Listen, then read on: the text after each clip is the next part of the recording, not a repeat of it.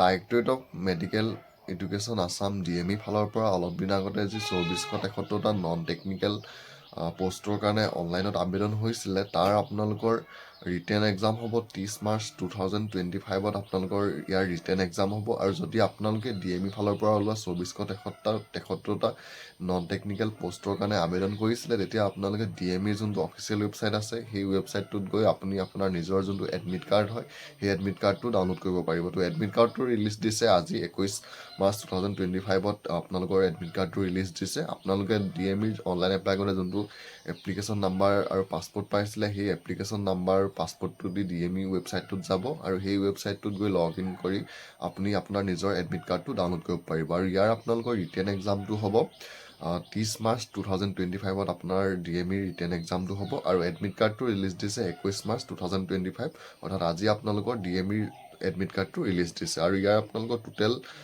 পদ আছিলে হ'লে 2473টা গ্ৰেড 3 আৰু গ্ৰেড 4 লেভেলৰ পোষ্টৰ।